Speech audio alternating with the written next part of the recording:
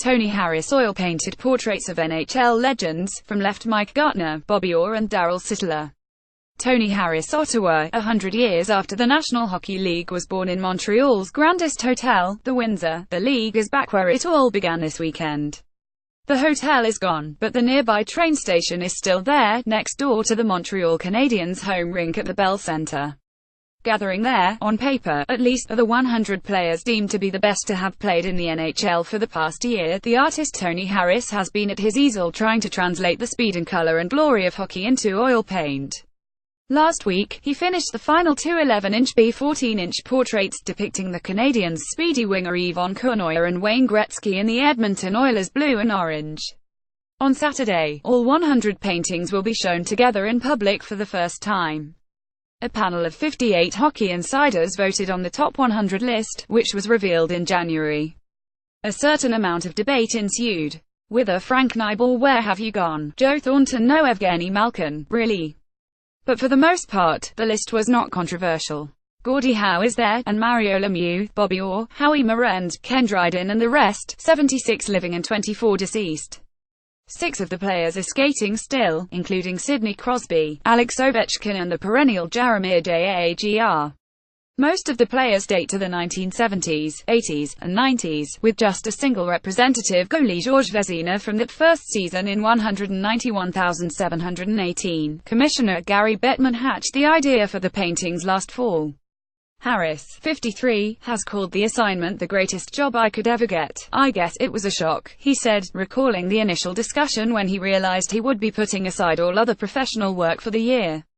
But it was a cool call. Alex Ovechkin. Tony Harris. Since the NHL announced the art project in February, 2 new paintings have been posted on TV-n.h.l each Monday. The studio at Harris' Ottawa home claims a basement room that the morning lights through high windows. A wall-filling TV is tuned, always, to wherever in the world there is a golf tournament. One of the action figurines presiding over Harris' workspace is a 6-inch Chicago Blackhawks goaltender from the early 1970s. Harris was in the 3rd grade back then at Lakefield Elementary, about 90 minutes northeast of Toronto. He liked to draw, and like many Canadian 80-year-olds, he also collected hockey cards. The only one I could find with my name on it was Tony Esposito's, Harris said. Sketching the Chicago goalie over and over again, he turned himself into a Blackhawks fan. And when the time came to suit up for minor hockey, Harris knew he would follow his namesake to the net. The son of an English teacher, Harris grew up on campus at Lakefield College School, a private boarding school, before he started as a student there in 9th grade. His art teacher was Richard Heyman, who, when he was not commanding the school's busy art room, could be found ranging soccer fields and cricket pitches. To this day I've never taken an art lesson from anybody other than Richard, Harris said. I still don't think him even close to what he could do. He was just so ridiculously talented. But his gift was also in teaching. And thank God that was his calling, because he was so important for me. One of Heyman's imperatives, and Lakefield's, Harris said, was, here was a place you could be an athlete and an artist.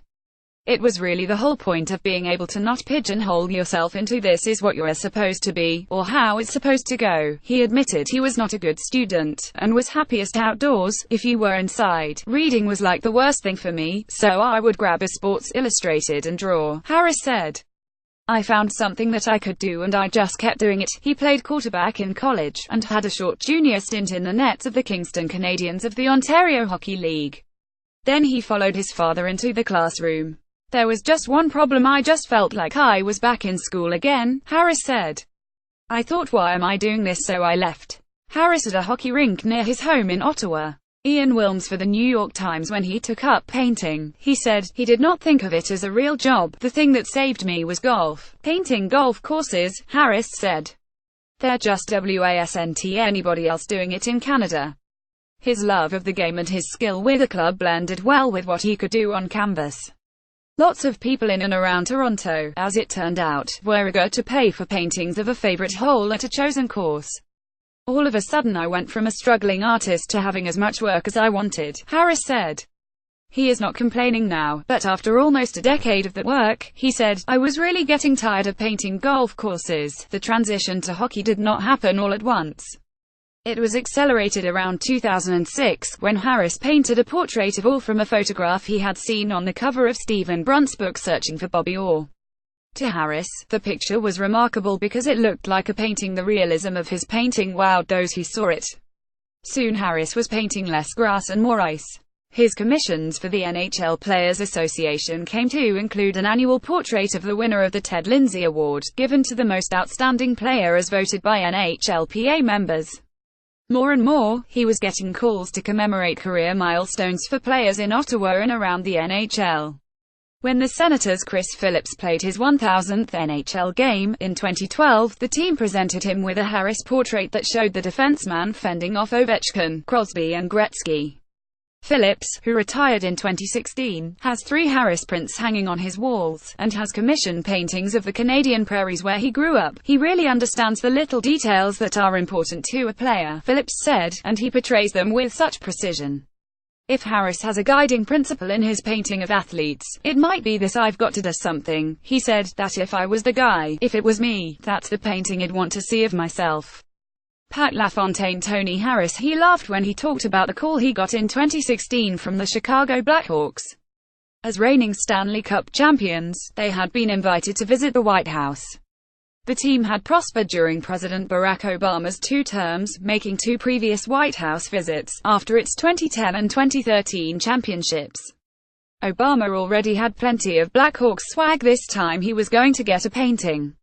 Harris quickly sketched up an idea that February and emailed it to the Blackhawks. He proposed presenting a triptych of the team's Stanley Cup parades. I said, when do you want to do this? They said, well, next Thursday. And this was Thursday, Harris said. Working 20-hour days, he got it done, framed, too, by the next Tuesday. Chicago coach Joel Quenneville, a friend of Harris, reported on what went on in the Oval Office. The president told the Blackhawks that he was going to take down George Washington to put up Harris' painting. I said, no, he didn't, Harris recounted. Joel said, hand to God, Tony, he said it. He is wary of tallying up the hours he spent at the easel painting the NHL's top 100 players. When I start thinking about it, the math just gives me a headache, he said.